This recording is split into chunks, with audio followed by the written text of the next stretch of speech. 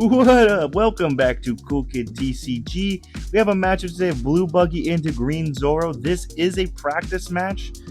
We played in tournament before, but this one's in practice. He kicked my ass in that one before. That video will be up soon, but I wanted to prioritize getting this one out because, well, the results. But yeah, we won the dice roll here. We are going first. Playing my good friend Fernando, so definitely shouts to him for playing another practice game with me after kicking my ass.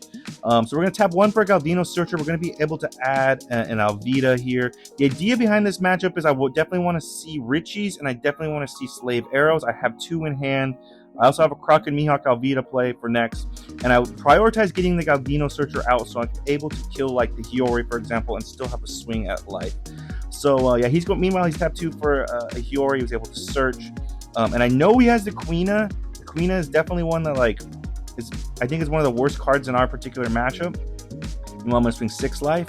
He takes and also tap 2 for Richie. The Quina into the Richie is probably I would say this is the most important turn of this matchup, because if he Quina's my Richie immediately, I'm probably going to go on to lose. And I know he has the Quina, so he's going to do that, which is play the Quina. He's able to rest, give 3 Dawn, so he swings into the Richie, swings into life. So now we go to 5 Dawn. So I'm going to swing into the Quina. It's not going according to plan. We're going to swing 5 life. He's thinking about whether to take. He takes again, no trigger. We're going to leader ability here, Croc and Mihawk into Alvida. Think about what to pitch. Going to pitch the Galdino, Croc and Mihawk, draw 2, trash 1. Love that I have the 5 cost Kabaji. Going to pitch the Cross Guild Searcher, play Alvida, draw 3. Trash 2. We have the promo Buggy, so next turn we can promo Buggy into Kabaji. That's going to be an incredibly strong play. But this turn is also important because I'm expecting Tashigi here. He's going to tap 1 for Perona Searcher, so you can be able to he's going to hopefully not find it. And he doesn't. He finds a Cavendish. So if he plays a Tashigi here, I think we're just going to go on to lose. But the fact that he's not immediately tapping 5 Dawn is a good sign. I think one of the lessons here is the Kuina Tashigi.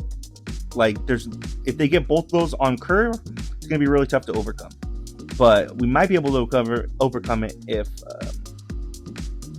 they don't. And I thought the Quina was the most important one, but the Shigi seems equally as important. He's going to swing 3 into the Galdino and then swing into life.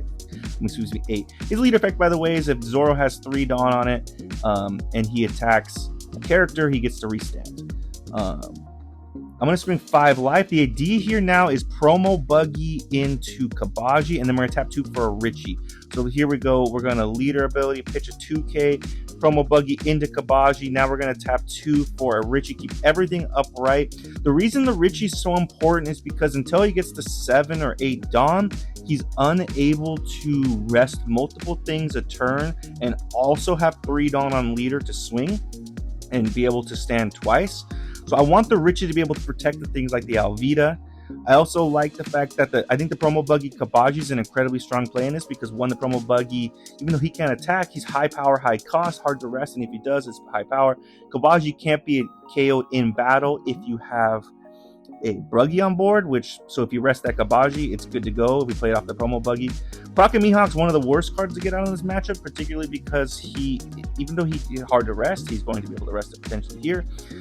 He's an 8 cost, so Zoro could swing twice into. He's going to rest the Alvida and the Richie, swing the Perona into the Richie. But he doesn't have 3 Dawn he can give to leader, so he's not going to be able to restand. He's going to swing into the Alvida, give it 2K, now he swings 8 into it, and we're lucky to draw a Moji 4 cost here. We can 10 cost Buggy here. So I think the move here is we're going to swing 5 into the Perona. Let's just clear any bodies. Now we can swing the Kabaji pretty much free because we have the promo Buggy, and we're also going to drop another Buggy. He's not going to be able to KO. Let's tap 4 for the Moji now.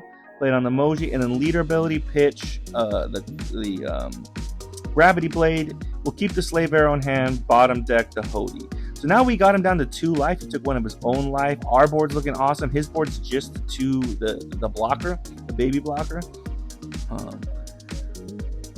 So I think the only thing he can swing into currently is the Kabaji, which can't be KO'd. If he plays something, so he plays another Hody, he's going to tap 7 Dawn.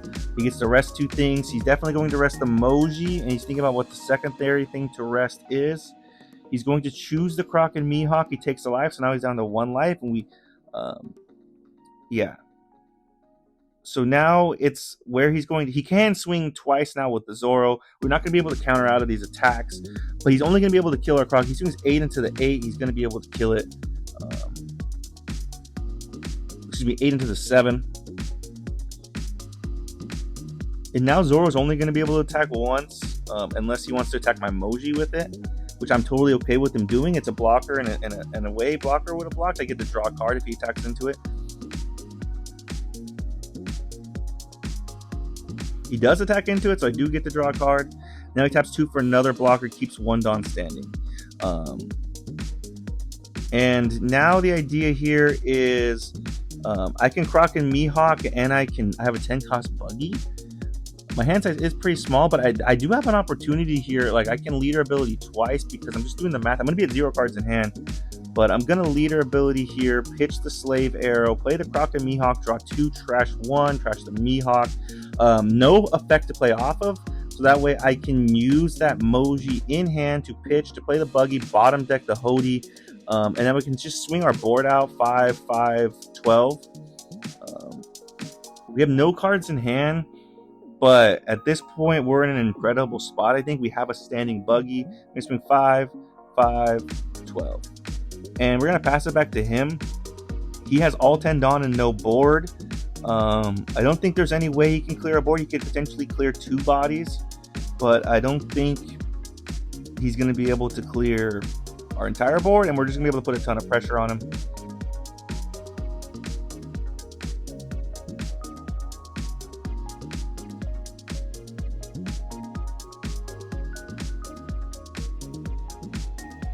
So yeah, feeling in a good spot.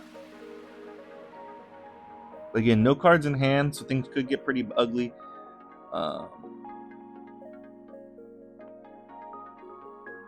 Yeah, I think there's only possibility for him to clear 2 bodies. He's going to swing into the Buggy. He's going to swing 12 into the 12. He doesn't restand it, I guess? Or, he's thinking about what to do.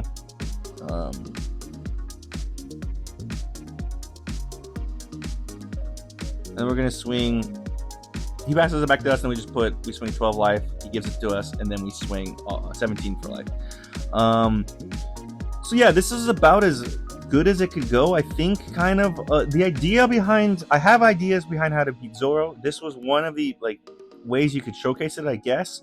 The idea is, again, get the Richie out early and hope they don't immediately queen it, because then they're going to be constantly put in a situation until they get the 8 Dawn or so, when they can drop Dead Man's Game, where they're not going to be able to rest multiple things a turn while still having 3 Dawn on Zoro.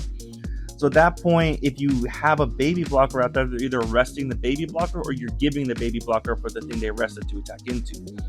That's the idea. Slave Arrow also kind of helps with it. If they Queen of the Richie right away, it can be tough, but I guess it's overcomable if they don't have the Tashigi to immediately follow up. If he had the Tashigi immediately, he's swinging into that Alvida I dropped, and I probably have to let that Alvida die, or he's getting 2 2Ks out of hand, which I'm not sure I had at that time.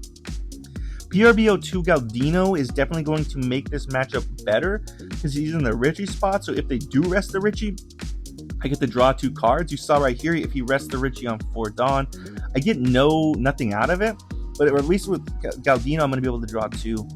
And then I think the secondary thing I'll say is promo Buggy into 5 cost Kabaji is maybe one of the best plays you can make for filling up your board.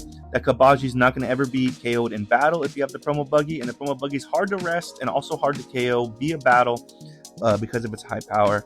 So I think that's kind of the idea, is get a Richie out, hope they don't Queen us / Tashigi back-to-back turns, get a promo Buggy into Kabaji out, and then you can start dropping the 10 cost Buggy to get rid of this particular build had Hodis.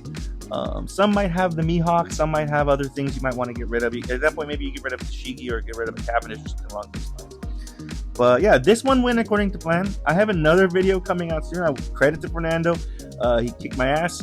That will be coming out sooner, or will be coming out soon. But I just wanted to get this one out first. But yeah, anyways, thanks for tuning in. Let me know in the comments if you're thinking different. Really appreciate you guys, and see you next time.